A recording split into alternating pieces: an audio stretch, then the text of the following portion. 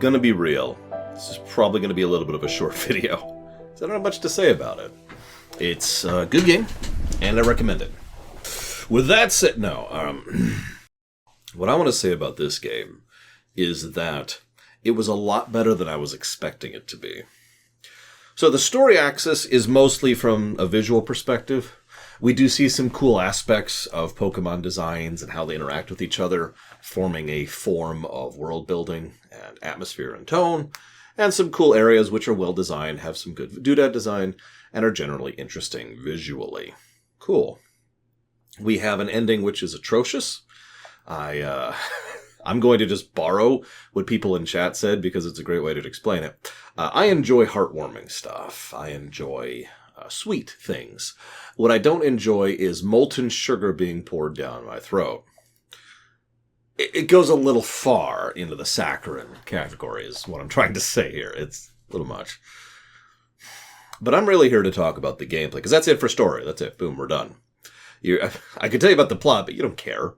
We're here to take pictures of Pokemon and just kind of relax and have fun.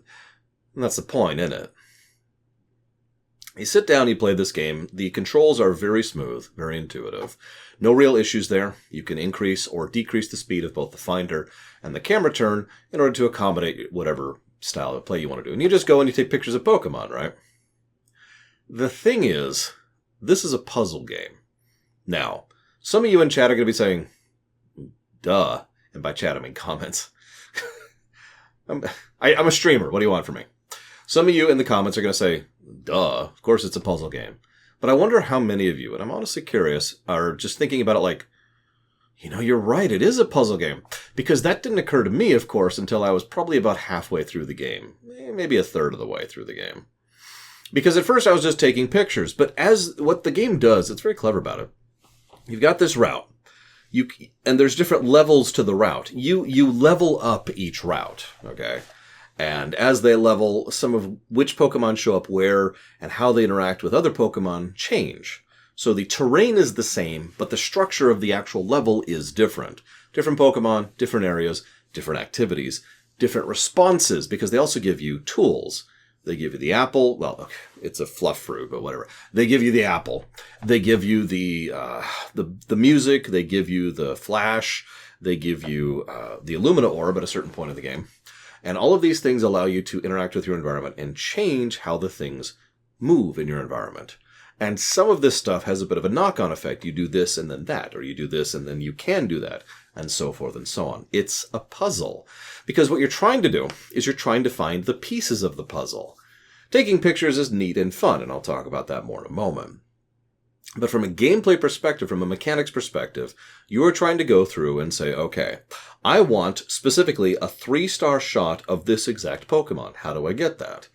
Well, the way you get, for example, the Emolga 3-star Pokemon in the first stage is you need to be on the level 2 or 3 of the first stage.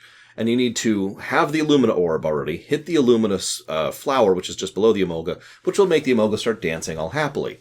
There you go. There's your 3-star one. Boom. Stuff like that, right? Sorry about that. Bit of a sneeze attack right in the middle there. This is the structure of the gameplay. This is the actual format of it. And if you're paying attention, there's some layers to that. Not a lot, but there is some depth, and there is some complexity. Now, that's important. Keep that in mind. Once you sit down and think about it from that perspective, the nature of the game unfolds quite smoothly.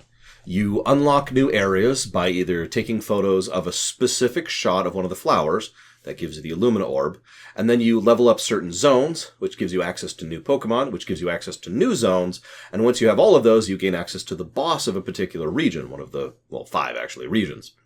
And I was like, okay, then you fight the boss, which each of the bosses is, of course, a puzzle boss. You have to try and provoke the boss into doing a certain type of action in order to be able to hit it with the Illumina orbs, in order to be able to get the necessary shot, in order to progress through the game. Sense made?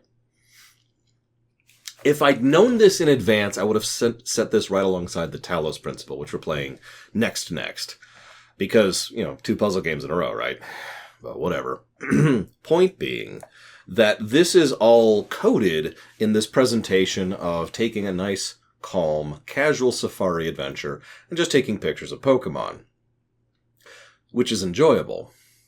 And that's what I want to talk to you about next. This is the last thing I have to talk about.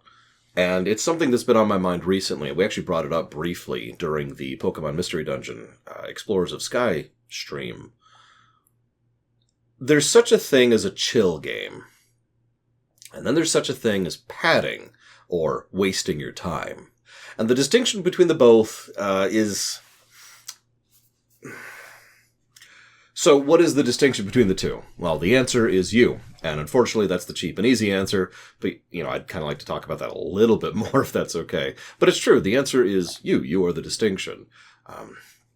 Pretend for a moment that you're playing an old school RPG, one of the older ones, right? And you have to hit level X, level 12, in order to be able to progress through the game.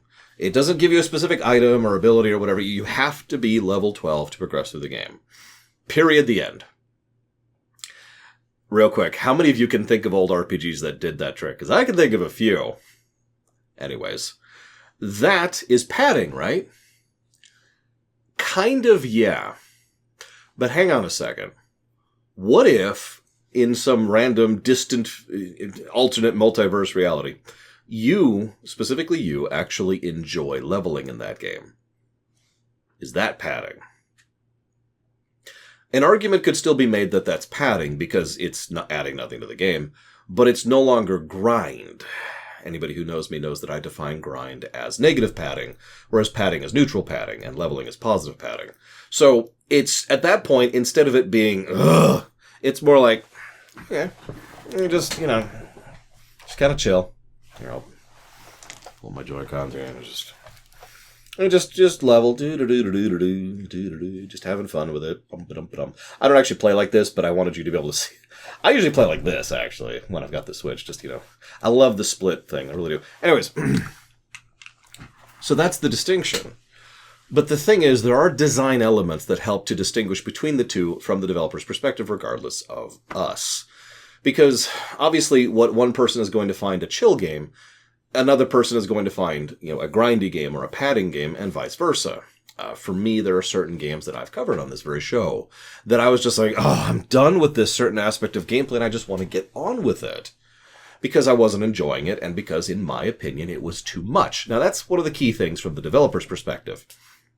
If they require too much of a certain thing, that tends to lean into padding territory, whether you enjoy it or not. It could still be chill, but it can be chill and padding at the same time. The aforementioned level 12 example. What if they required you to level 24? Or 50? That's probably padding, regardless of the fact that you enjoy the experience. And it's one of those things, it's a very, very, very common thing, and an enormous quantity of games get this wrong, in my opinion, including Elden Ring. Too much of a good thing isn't a good thing anymore. I don't know what the actual saying is, but I definitely have something in my eyes. What the heck? So, the thing's like, no, there's no such thing as too much of a good thing. Because that tends to just make you tired of it, right? Now, our different tolerances vary based on how we play it and when we play it and what we play it. So something you really enjoy that you only play a little bit every now and again, it's going to take you a lot longer to get tired of it. But eventually you probably will, maybe, get tired of it, depending on you.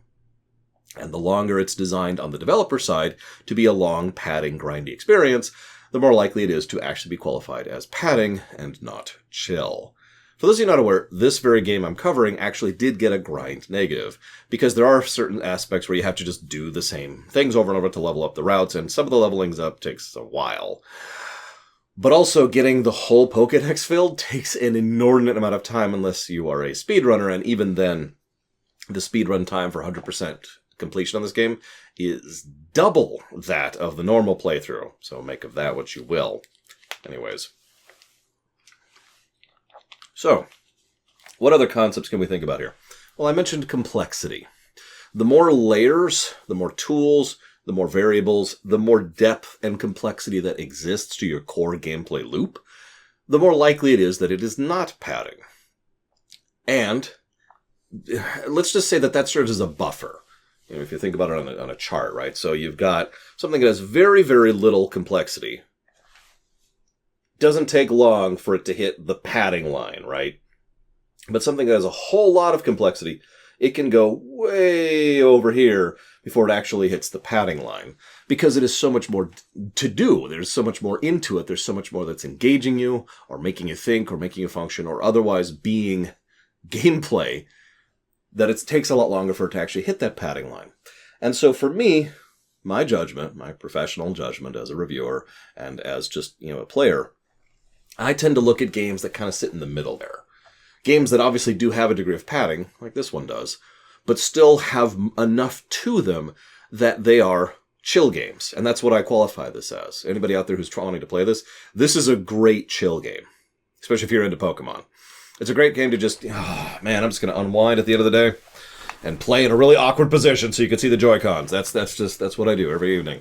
And I can actually recommend it on the... In fact, I actually bought this for my sister on exactly that premise so that she can just have something to unwind to, because it's a chill game. I'm going to name another example of this. This may or may not damn me by comparison here. No Man's Sky. Not when it launched. If you remember, we covered No Man's Sky at launch. I'm talking about after they patched the crap out of it for about a year. No Man's Sky in its current state, it's a pretty good chill game. There's enough there. There's enough layers and depth and stuff you can do and interactions and blah, blah, blah. And that it's actually kind of chill to just kind of sit and play and have fun with. I still wouldn't call it a super amazing Mondo Fantastico game, but it's a nice thing to unwind to. And there's a value in that. Not every game has to be the Mego Fantastico, whatever the heck I just said, game. There's a value in having a game that's just sufficiently engaging without being too stressful or too much. I mean, not everyone can speedrun Mega Man to unwind like I do. Not everyone plays Homeworld to unwind. Not everyone goes through Doom 5 to unwind. Sometimes it's nice to have just a little thing. I wish we had more games like this, to be completely honest. Obviously, chill games in general. But I do mean specifically this type of game. I really feel like there's a value in a camera platformer. Like it's a rail shooter in terms of construct, but the actual core gameplay really is puzzle. What do I do to interact with what and where to get what I need to progress? Or to get what I need to fill out the decks? That's kind of cool, and I kind of like that. I don't know how well this one sold. I forgot to look that up. Forgive me. So I suppose we'll see what they do with this. I guess at the end of the day, and this is my last thought here, I love Pokemon quite a bit. I've got several Pokemon behind me, so I can kind of attest to that. But I wish I wish they were willing to do more stuff with Pokemon. Branch out more. Not all of it's going to be a winner.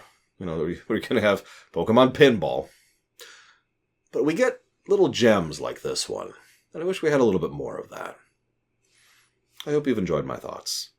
See you next time.